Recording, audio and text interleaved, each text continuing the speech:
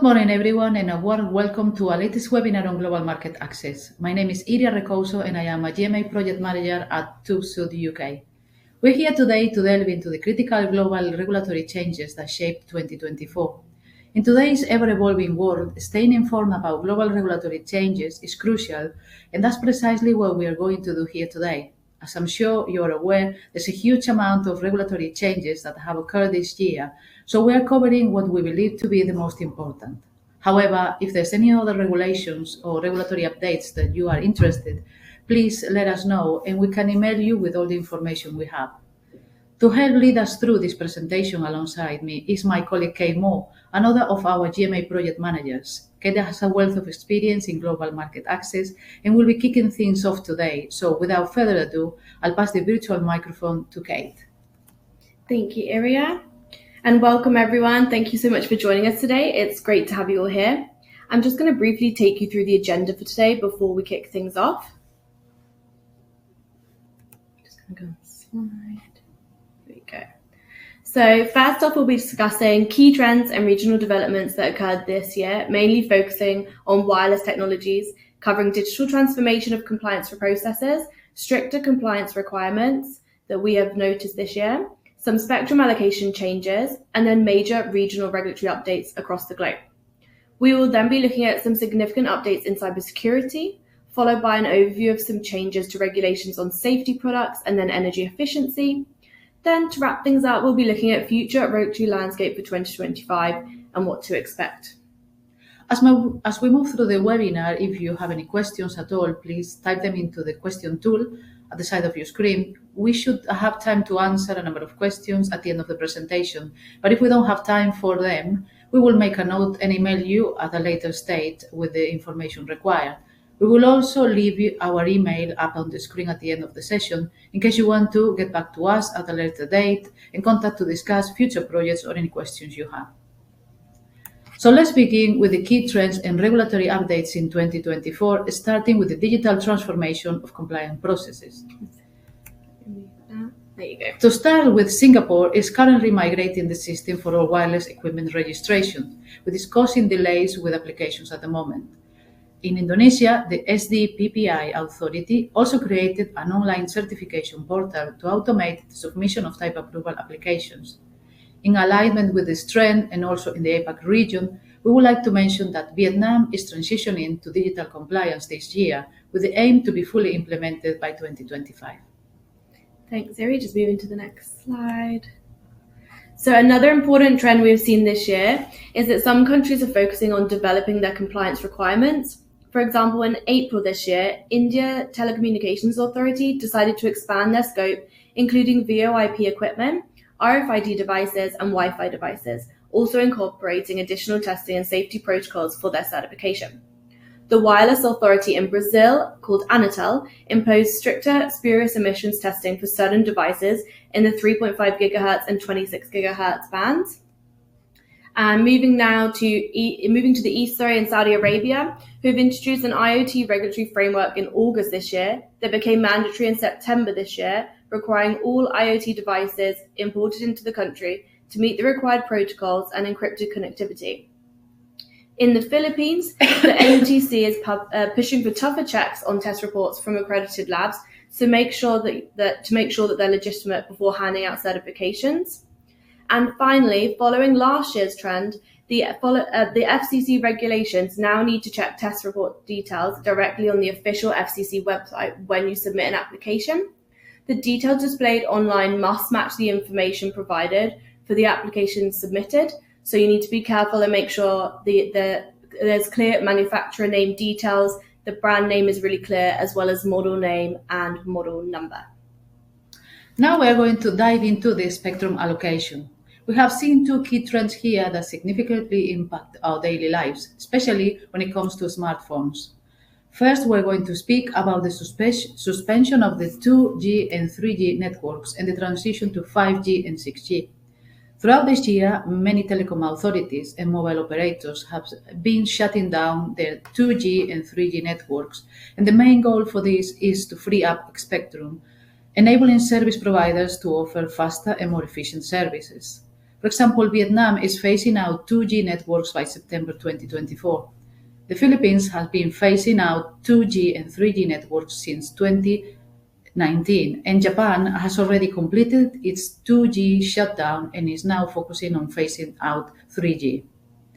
On the other hand, Saudi Arabia has allocated bands for public 5G networks, aligning with regional trends. Their spectrum policies are driving industrial innovation and supporting of public 5G. In Europe, the harmonization of the band 28 is complete in most regions, helping rural areas to access 5G. India has expanded the use of 3.6 GHz bands, also enhancing the 5G following 2022 allocations. Brazil is continuing to use the 3.5 GHz band 78 for public 5G networks following Anatel latest regulations. Moving now on to the expansion of Wi-Fi 6E and Wi-Fi 7, we have seen two LATAM countries really expanding, which are Brazil and Mexico, allocating the 6 GHz band for unlicensed use in 2024, enabling Wi-Fi 6E and Wi-Fi 7 adoption.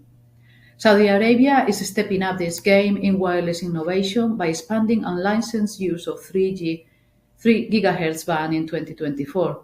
They allocated the entire 6 GHz band for unlicensed use, paving the way to Wi-Fi 6E, even getting ahead of the EU regulations as we are already getting ready for Wi-Fi 7. In Pakistan, the Wireless Authority PTA has authorized the bands for Wi-Fi 6E, implementing strict power limits for indoors and outdoors use, as shown on the slide. Bahrain Energy telecommunication authorities have been updating their SRD guidelines to include Wi-Fi 6E bands, and focusing on restricting the power limits.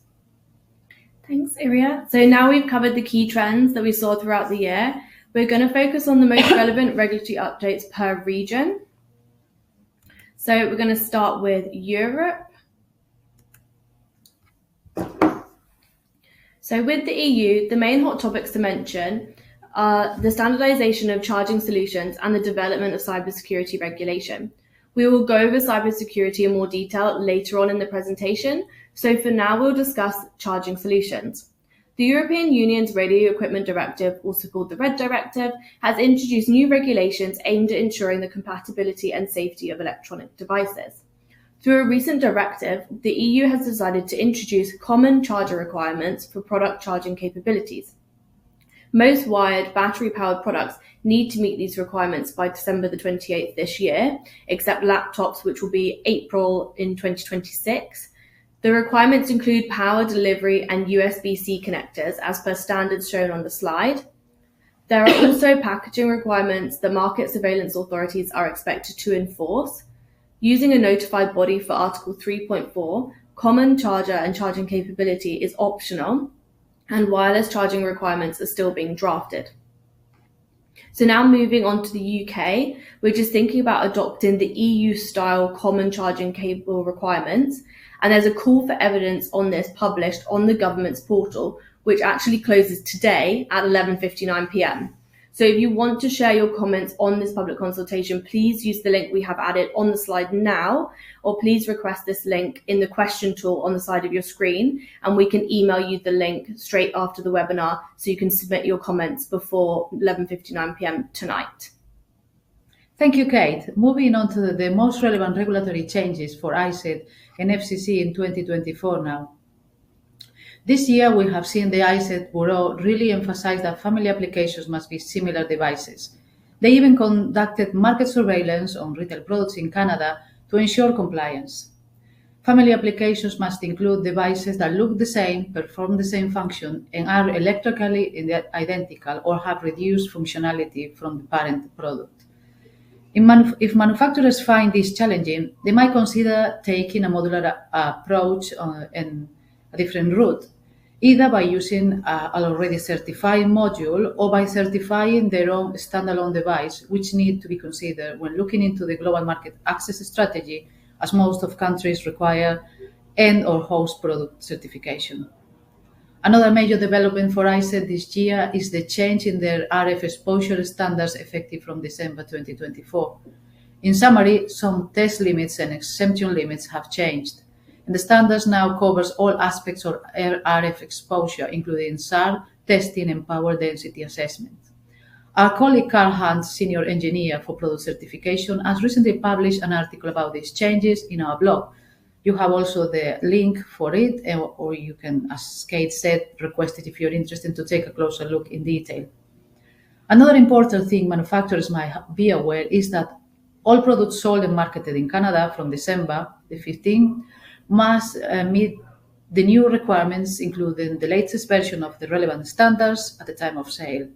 ISET Canada has stated that market surveillance will ensure compliance with the new standard. TÜV can offer a well-priced gap evaluation to help, and it's important to note that re-evaluation action are not necessarily mandatory evidence, can simply be kept on file. Thanks, Aries. I'm just going to move now to FCC. So the FCC has not changed much this year in terms of RF exposure. It's only worth mentioning some new methods for SAR and PD testing of awkward shaped products, but 2024 is best summarized as a year of 6 GHz WLAN, as we've already seen earlier with the 2024 trends we mentioned. So their pre-approval guidance requirements have now grown exponentially in complexity to account for Wi-Fi 6, 6E devices with a mix of indoor and outdoor requirements available. Perhaps the biggest news is that very low power devices now have ratified methods for certification. This type of Wi-Fi is intended for peer-to-peer usage in close proximity and operates at much reduced power compared to conventional equipment. So this could be a key point in unlocking the freedom of advanced tech equipment like VR goggles, which have been somewhat hampered by physical cables needing high bandwidth for high demand applications. The FCC has also responded to several notable disasters in the USA this year, such as Hurricane Helene in Florida and the massive floods in North Carolina. Tesla and the ex-owner, who you might know, Elon Musk, stepped in to assist citizens with space-to-earth technology, commonly known as Starlink, offering mobile phone users a seamless solution when normal infrastructure is down. Since mobile Earth stations normally operate under Part 25, as opposed to the Parts 22, 24, and 27 that legislate mobile phones, the FCC issued a waiver on currently certified devices to allow handset manufacturers to enable bans under permissive change, provided there were no hardware modifications. Finally, we thought it was worth mentioning, modules again, as the FCC has tightened up their demands on module manufacturers, especially those in the limited modular approval category. Module manufacturers must now include a full suite of information for integrators, including details on shortcomings, testing requirements of nominated rules, parts with clausal detail, information on regulatory procedures for actioning permissive changes, and many other aspects as detailed in KDB 996369. Existing module certifications need permissive changes. They now must meet these new procedures, so please be aware of this. Thank you, Kate. Let's now turn our attention to the regional regulatory updates across the world, with a specific focus on the wireless technologies, starting with the GMA region. In this region, there are similar portions of the spectrum allocation that remain idle due to underdeveloped infrastructure in many sub-Saharan countries. The 700 MHz band number 28 and 800 MHz band number 20 have been yet to be fully reallocated for mobile broadband, which is crucial in enhancing network capabilities. Additionally, the adoption of Wi-Fi 6E is limited, with most countries still relying on the 2.4 GHz and 5 GHz bands for wireless communications. It will be interesting to see if there are significant developments in this region regarding these topics over the next 12 months, but for now, let's look at some specific country updates in this region. Starting with South Africa, the wireless authority ICASA has released the 5.8 GHz band for unlicensed use. This decision aligns with the technical limits specified in the ETSI 301-893 standard, and this specific band can be used for a range of applications such as point-to-multipoint systems, wireless internet service providers, and IP video surveillance. Moving now to Malawi, where the Telecommunications Authority MACRA introduced new electronic equipment regulations effective from beginning of December this month. The key updates are that importers, distributors, and suppliers must obtain a dealership registration certificate to legally sell electronic equipment, and the label requirements have also been updated, where the label must be affixed onto the product showing the logo, the product model number, and type approval ID number. You can see an example on the slide. I'm just going to leave the slide up so people can have a look at the logo. Okay, so continuing now with the EMEA region and specifically Egypt. Egypt's intermediate type approval scheme for various electronic products has been updated to include several important provisions.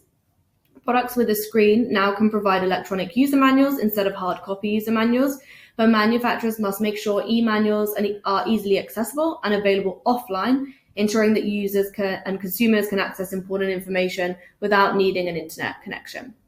Lastly, with regard to labeling, products must be labeled with specific information, including the brand, model, IEMI numbers, if applicable, and the country of origin. So do make a note of this if you're looking at the market in Egypt specifically.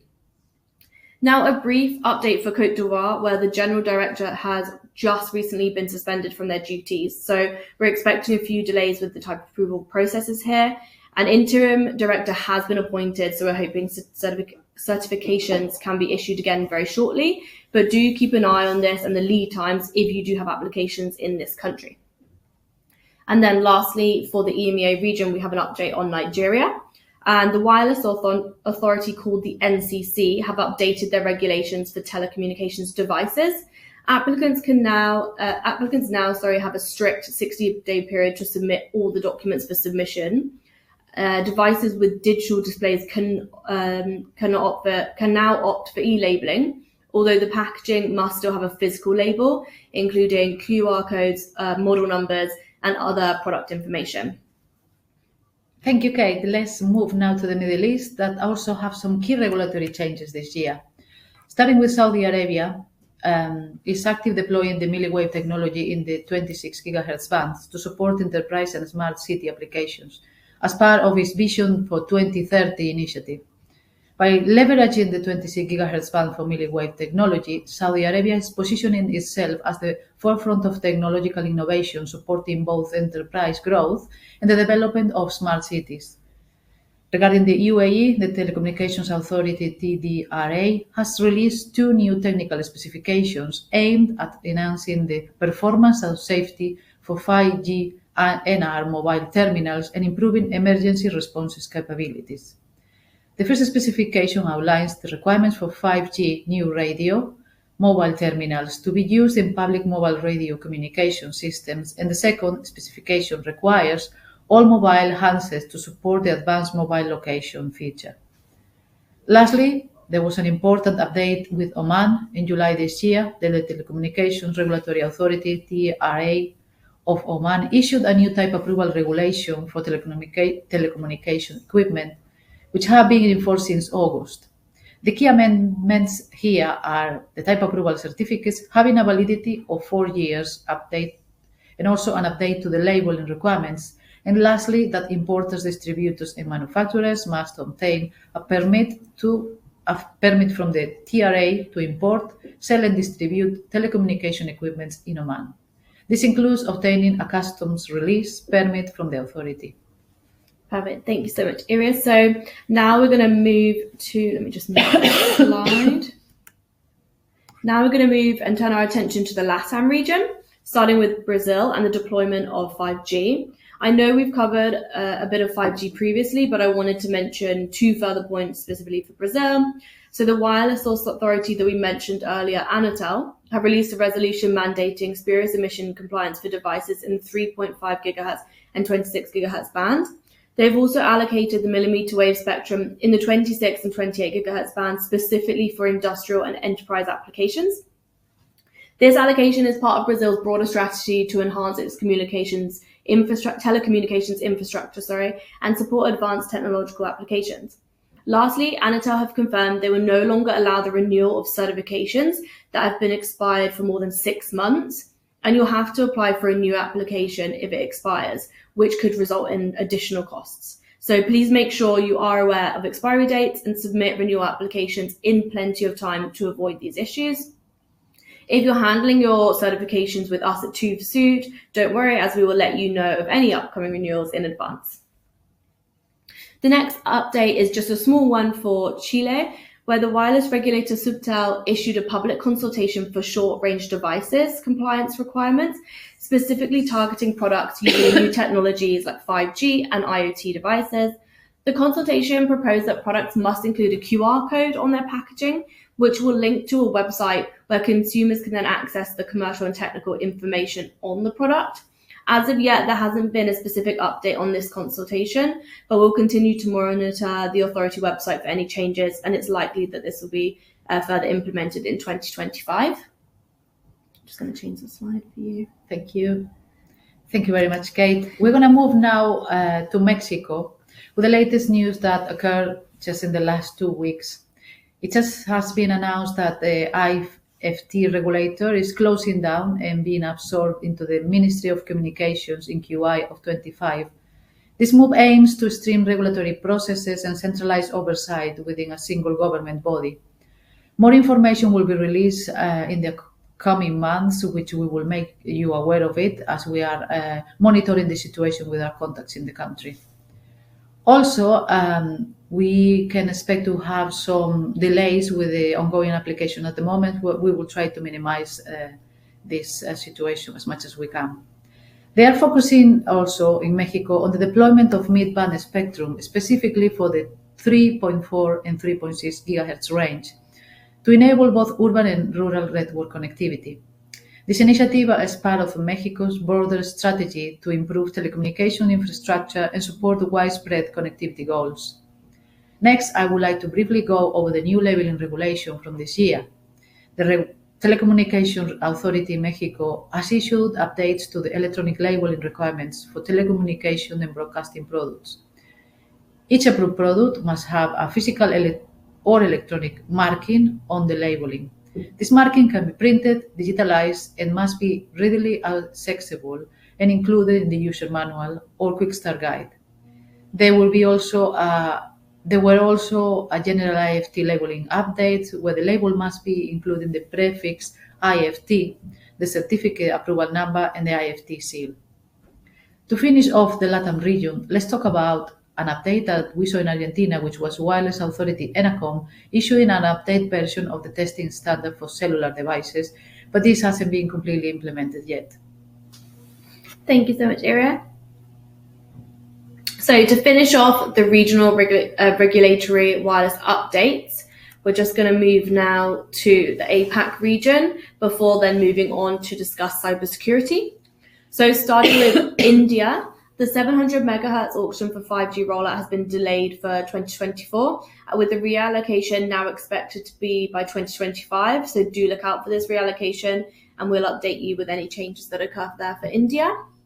In Macau, the Wireless Authority expands frequency range for short-range devices.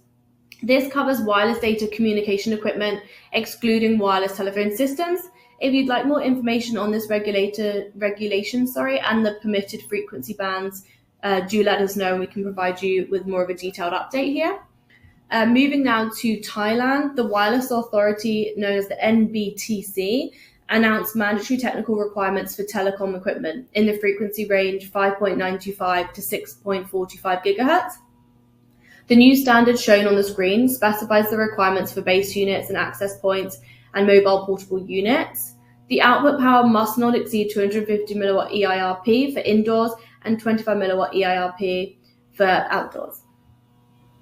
So moving on now to Australia, the Wireless Authority ACMA has opened a public consultation on changes to radio frequency spectrum plan.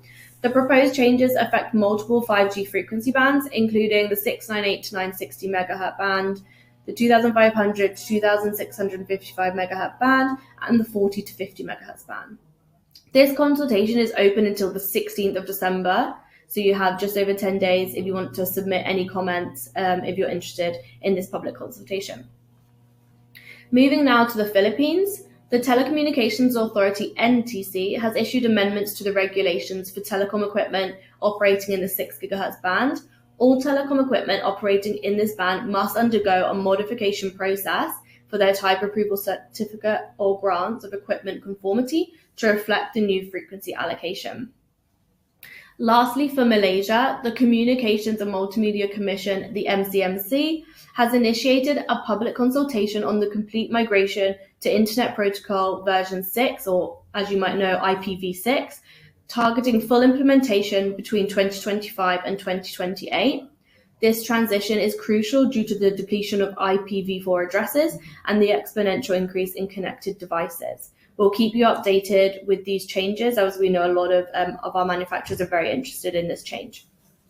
Thank you, Kate. That completes our section of the regional updates, mainly focusing on wireless technologies. Now we are going to dive into the cybersecurity and some key changes that we have seen across this year. Slide again. Thank you. Great, perfect. Regarding cybersecurity, we have seen regulatory updates that reflect the EU's commitment to enhancing cybersecurity and ensuring that both public and private sectors are better prepared to handle cyber threats. Starting with the Radio Equipment Directive, the Delegated Act has introduced several cybersecurity requirements that will become mandatory in August 25. These are focused on network protection, personal data and privacy preservation, and fraud prevention. The standards for each article were published last August, and we are currently waiting for the European Commission to cite them in the official journal. TÜV is monitoring these updates closely, as we expect to have more details very soon. Another important regulation to mention here is the Cyber Resilience Act, the CRA. The final legal text was published in the official journal on September 20, so the CRA is now officially in effect. It applies to all products with digital elements, significantly increasing the scope of covered products. Also, the work on standards to support the CRA has begun and is likely to absorb some of the standards work already established by Red Directive. Perhaps let's move on. So there are other significant regulatory updates regarding cybersecurity worldwide that is worth mentioning. In the US, the Federal Communications Commission, the FCC, have recently approved a voluntary labeling scheme for IoT devices. Qualifying products will be able to apply the US Cyber Trust Mark. For Brazil and Anatel, Act number 2436 has set up the cybersecurity requirements for assessing the conformity of customer premises equipment, CPE equipment, which came into effect in March this year. This act mandates cybersecurity standards for CPE devices that connect to an internet service provider's network, including cable modems, routers or modems for fixed wireless access, for fixed broadband access via satellite, and also wireless routers or access points. Moving now to Australia, who have published their Cybersecurity Bill 2024 to update their cybersecurity requirements for connected devices. The approach is very similar to that of the PSTI, focusing on the development of mandatory security standards for certain relevant connectable products. And lastly, we just wanted to mention Thailand. So the establishment of National Standard for Inspection and Certification, mouthful, MTC 27001, on information security, cybersecurity, and privacy protection. This standard aligns with the international ISO IEC 27001 framework, ensuring comprehensive security management for organizations. Thank you so much, Kate. We're going to move now, because we have already covered cybersecurity, most highlights that we have, and we wanted to go over a few significant regulatory developments regarding safety products.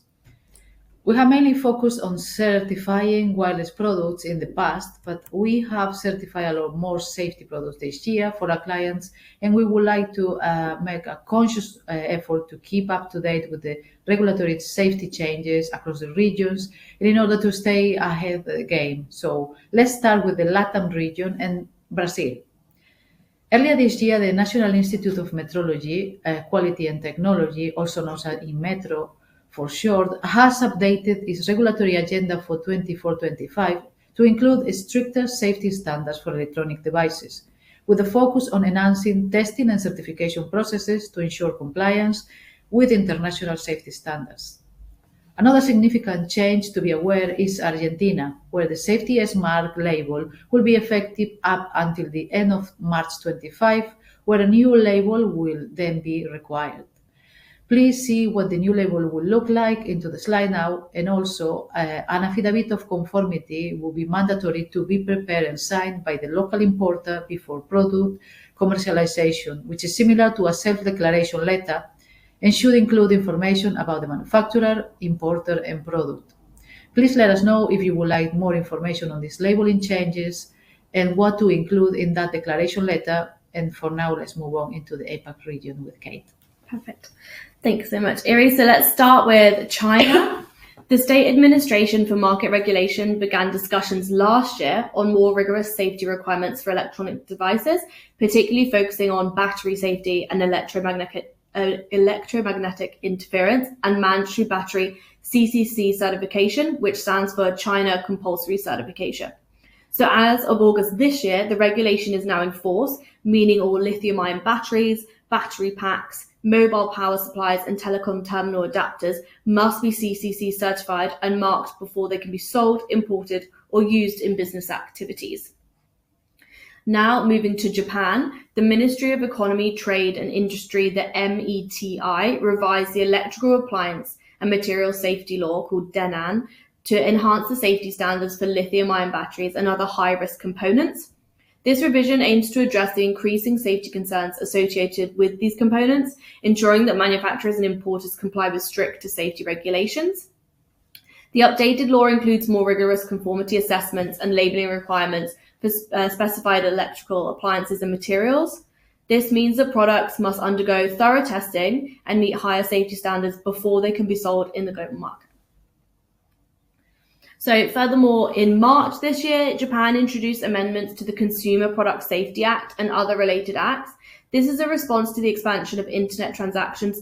Japan have decided to implement measures to ensure the safety of products. Their products, for example, overseas businesses selling products directly to Japanese customers via digital platforms must now appoint a domestic supervisor in Japan. This supervisor is responsible for ensuring compliance with Japanese safety regulations.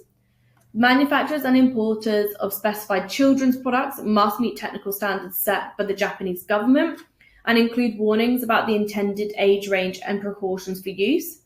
Used children's products can only be sold if there is a system in place to ensure their safety and raise public awareness. Continuing now with the APAC, and Australia. The Australian Communications and Media Authority, ACMA, has updated its regulatory framework to include stricter safety and compliance requirements for electronic devices, particularly those with wireless communication capabilities. These updates are part of their broader 5-year spectrum outlook for between 2024 this year and 2029, which includes various initiatives to enhance spectrum management and ensure devices do not interfere with other spectrum users and operate safely within designated frequency bands, with a specific focus on emerging technologies and services such as 5G, which we've discussed, and Internet of Things. By implementing these stricter requirements, the ACMA aims to protect consumers, promote innovation, and ensure that Australia's communication networks remain reliable and secure. We're going to cover now some safety updates in the UK. The 2024 Amendment on Product Safety and Metrology in force on the 1st of October this year aims to provide business with flexibility and choice on how they comply with regulations by giving them the option to follow either EU requirements, including the use of the CE marking, or UK requirements, including the UKCA marking. This dual compliance option allows business to choose the regulatory framework that the best suits their needs, facilitating smoother market access for products in Great Britain. These changes are part of the UK's effort to streamline regulatory processes and support business in navigating post-Brexit regulation landscape. Lastly, for the safety part of our presentation, we want to mention the Middle East, specifically looking at Saudi Arabia and the UAE. The Saudi Arabian Standards Metrology and Quality Organization, SASO, has issued a technical regulation outlining the energy consumption standards, specifically targeting the standby and off mode of certain electrical and electronic appliances. This technical regulation was officially announced in the Gazette on May 2023, and it came into force in July this year. SASO will oversee the compliance of these regulations, conducting inspections and tests to ensure that products in the market adhere to the new standards. So manufacturers need to make sure the products comply with these standards, otherwise they could face penalties such as fines and product being removed from the market. Lastly, for UAE, there's just a small update. There is a new procedure to submit ECA safety application via the MOIAT portal. This specifically is for importers in order to carry out safety certifications in the UAE. And for this, you will need a local importer. This importer can access the online system via the UAE Pass mobile application, which they need to register for, and basically an authentication app, which means importers can use this without the need to username or password. In summary, for the safety section, these updates reflect a global trend towards enhancing the safety and security of electronic devices, addressing emerging risks, and incorporating the latest technological advancement. If you need more information regarding worldwide regulation changes with safety products or have any questions certifying your safety products, feel free to reach out to us and we will point you in the right direction with regulations or anything you need support with. Thanks, Iri. So we couldn't finish this section without mentioning some new energy efficiency rules coming up globally. So we've been monitoring a lot of these closely, and most of the regulations we've seen relate to household appliances. Just going to move the slide. There you go. So the UAE is working on a draft regulation for energy efficiency labels on home appliances like ovens and hobs. Over in South Africa, the NRCS is proposing changes to the energy standards and labeling for things like ovens, washing machines, washer dryers, tumble dryers, and dishwashers. Paraguay is rolling out a new program to set minimum energy performance standards and require energy labels on household appliances. Finally, for China, they've introduced a new standard focusing on energy efficiency values and grades for kitchen appliances, which is going to kick in next year in September 2025. We just wanted to mention energy efficiency very briefly, but if you're interested in household appliances and want more information in energy efficiency, please do get in touch with us and we can help you with this. Thank you so much, Kate. Now we are going to take a closer look of the things we can look forward for next year, 2025. Rolling out the 5G worldwide is way more complicated than all the wireless standards as 5G. Needs to support high performance. So 5G needs to support high performance, so carriers and manufacturers have to manage a lot of radio frequencies to get the best speeds and coverage. Millimeter wave refers to the high frequency bands used in 5G, typically ranging from 24 GHz to 47 GHz. These frequencies offer very high data rates and low latency, but have shorter range compared to lower frequency bands, and countries are focusing on the 26 GHz and 28 GHz bands. The bands are the 258 and the 261. For high capacity, low latency networks.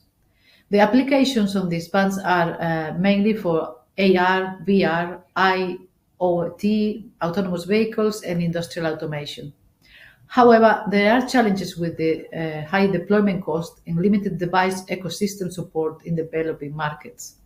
We have noticed an expansion of the milliwave adoption for industrial and urban applications, particularly in South Asia Pacific and Latin America. In Asia Pacific region, India and Japan are focusing on using them for industrial and urban 5G applications. In Latin America, though, Brazil and Mexico are likely to prioritize the millimeter wave spectrum for enterprise deployments. And in the Middle East, Saudi Arabia plans further extend the milliwave use for smart cities and autonomous systems. I'm just going to move. So another important regulatory development ongoing is spectrum allocation for Wi-Fi 6 GHz. Regions are likely to adopt the full 6 GHz band for unlicensed use. The EU may extend Wi-Fi access to the upper 6 GHz band, so that's in the 6.425 to 7.125 GHz range. India are expected to decide on a mix of licensed and unlicensed use for the 6 GHz band, while Vietnam is undergoing a consultation with aims to add specific frequency bands for wireless local area networks, WLAN and RLAN, to be implemented in February early next year, 2025. In Africa, we're hoping that next year more countries are gradually going to adopt the measures to enable Wi-Fi 6E and hopefully suspend more 2G and 3G networks, but we'll see what happens in the Africa region. These developments are having an impact on Wi-Fi 7, enhancing capabilities of certain bands for ultra-fast, low-latency connections. Following up to the previously mentioned trend, in 2025 we expect a development on IoT and cybersecurity regulations. For example, in Europe, the RED directive mandates secure boot encryption and lifecycle management for IoT devices. Saudi Arabia has also established a CST's cybersecurity framework to include stricter requirements for connected devices, and India, for example, is already anticipating cybersecurity rules for IoT. In general, regulators are working on some common requirements such as mandatory encrypted communication, firmware updates, and secure device authentication. We can anticipate an impact of higher compliance costs for manufacturers. However, the positive is that these regulations will increase the consumer trust in IoT devices, therefore increasing potential sales of these products. We are also expect to see more reallocation of legacy spectrum. As technologies develop, countries are in need to use their spectrum in better ways. And along these lines, India and Africa are accelerating the reallocation of 2G and 3G spectrum for LTE and 5G. Globally, we have seen the reallocation of certain bands, as the slide shows, to improve 4G and 5G coverage. The main challenge we found with this is the complexities in rural areas that are dependent on the 2G and 3G networks still. AI-driven spectrum management is another thing to look forward in the coming years. AI-driven spectrum management will also emerge as a powerful tool, with the ITU endorsing guidelines for real-time spectrum optimization is helping to address the interference and improve overall network efficiency. The benefits of AI-driven spectrum management is the provision of real-time spectrum optimization for mobile networks and the IoT applications moving forward. Perfect. Thank you so much, Iri. So that actually concludes the main part of our presentation for today. We hope you found this webinar to be extremely useful and you can now leave this session having learned something new. I know that was a huge amount of information to take in, but please let us know if you have any questions on anything that we haven't covered today, or please email us. We've put the address on the screen now for you. If you want to discuss accessing your products in the global market in 2025, we'll be more than happy to help. Or if we, as Ivria mentioned earlier, if there's any regulation or anything in any of the regions or for safety and energy efficiency that you think we've missed today that you're interested in, please do send us an email and we're more than happy to get back to you. Thank you, Kate. To finish this session for today, we're going to look into some questions that you have sent us and that you have been adding throughout the presentation. So let's have a look at those for now. Yeah, perfect. I'll get those up. Hang on a second. Bear with me. Okay, so one we've got here. Yeah. If you don't mind answering this yes, one. Yes, this is a very good one. What do you believe have been the biggest challenges you've noticed this year? And what do you think the biggest challenges will be in 2025?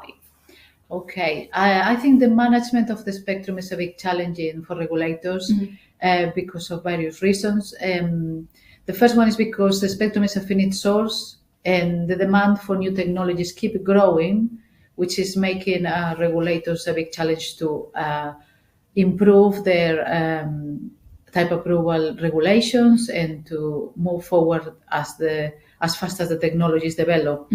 They need to ensure that different users and services can operate without interfering with each other, which is very complex.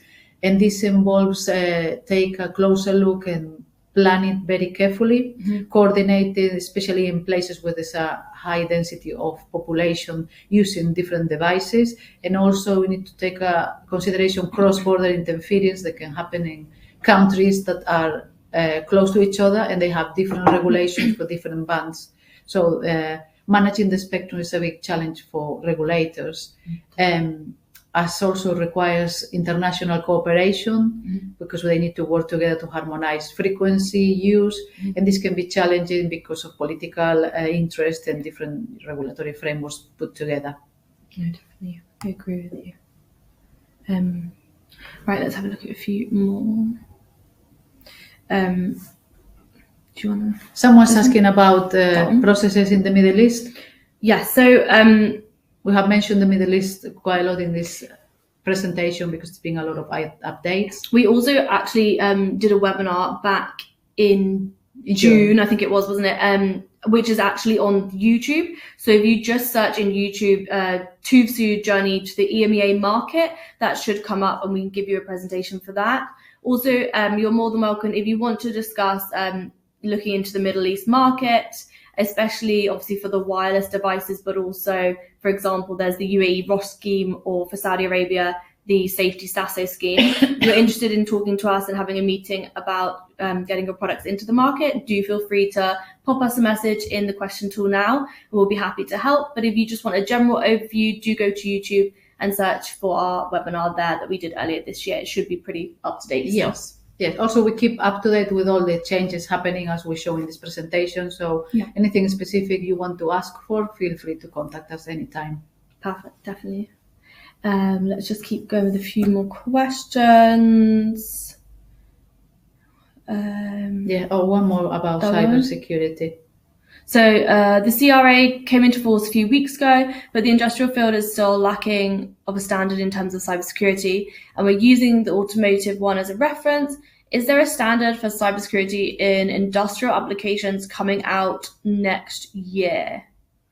Well, actually, there's no new industrial specific standard to be launched next year, but we're monitoring the updates to the current standard, IEC 62443. So we keep monitoring this, and if there's any specific changes, as previously said, with your product, we are happy to discuss with you and keep an eye on them to keep you informed. Perfect. Also, there's a super quick question here about just asking for the slides. We're more than happy to share the slides with you. If you just want to put your email again into the question tool and just say, please request slides, and then your email, we're absolutely happy to send you the slides after the session today. There's another question there. Can you tell us about BIS, so India BIS certification of portable ion batteries, lithium-ion batteries on the Indian market? So in India, portable lithium-ion batteries must comply with BIS certification under the compulsory registration scheme. They're attested to, I believe it's IS 16046, which is roughly the equivalent to the IEC 62133-2. So this ensures product safety is mandatory for manufacturing, selling, or distributing batteries in the Indian market.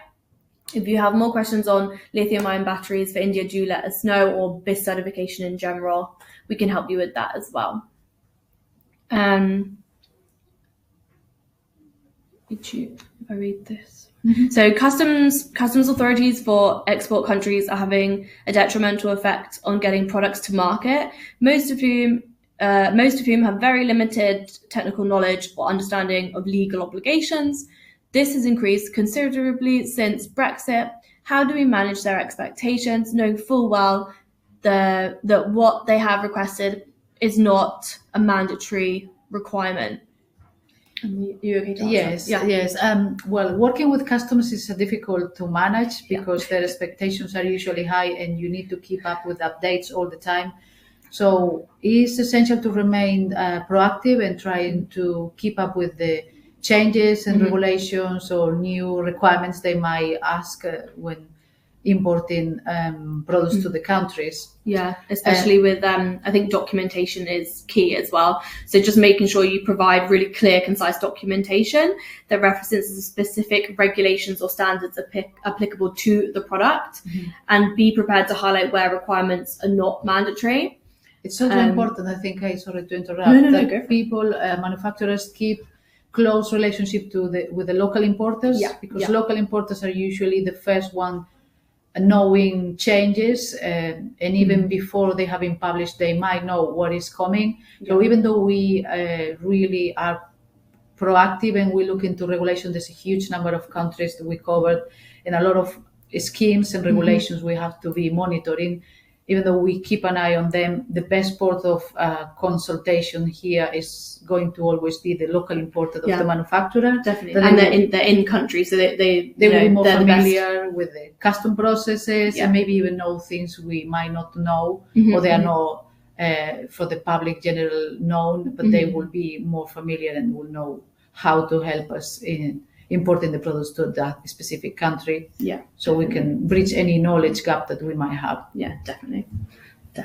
Let me just check if there's any. Okay. Let's just have a look here.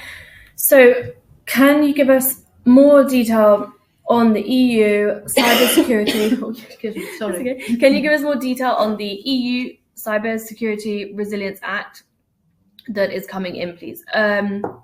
Okay, so one thing we didn't go into much detail is the Act's focus on third-party components and supply chain security. So going forwards, manufacturers must ensure all components, even those sourced externally, comply with the Act's requirements. Another key aspect is the requirement for a secure by design approach, meaning security considerations must be embedded from the very start of product development. There's many more points covered, so if you have any specific questions or would like some guidance, please get in touch with our cybersecurity team, whose contact details we actually put on the side. Joe Lamarco, he's an expert in cybersecurity, so if you have any additional questions on that, please do get in touch with us and we can help you with that. Excuse me. No, don't worry. Let me just have a look. Okay, I think this is the one here. So, what are the major updates to regulatory requirements for the coming year 2025 and what to expect in 2026? We've covered a little bit about 2025. We've covered what's on the horizon for next year. But I guess looking even further ahead to 2026, key changes will include the full implementation of the EU Cyber Resilience Act. That will require mandatory compliance for products with digital elements by, I think it's December 2026. And also more countries following the trend of cybersecurity and implementing their own regulations. So look up for that, because we expect countries who are developing IoT technologies, they will be more strict in updating their regulations regarding cybersecurity as well. Definitely. I think there'll be a global alignment on cybersecurity standards and increased scrutiny on supply chain transparency. Other updates regionally, I think we'll just continue to see the suspension of 2G and 3G and the movement towards 5G and 6G, and then again, Wi-Fi 6E and Wi-Fi 7 is going to be really big.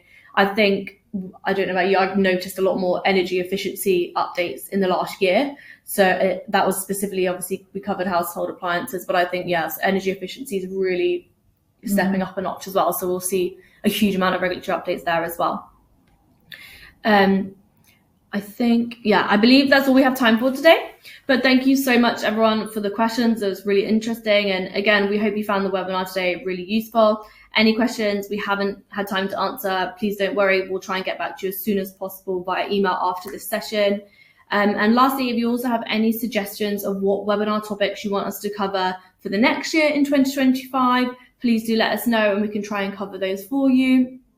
And thank you so much for your time today. We hope you all have a lovely rest of your day, and thank you again for joining us and support us. We will look forward to see you again the next year, and we'd like to wish you a happy new year and for all of you. See you soon. Thank you so much. Have a lovely happy new year. Thank you, everyone. Bye.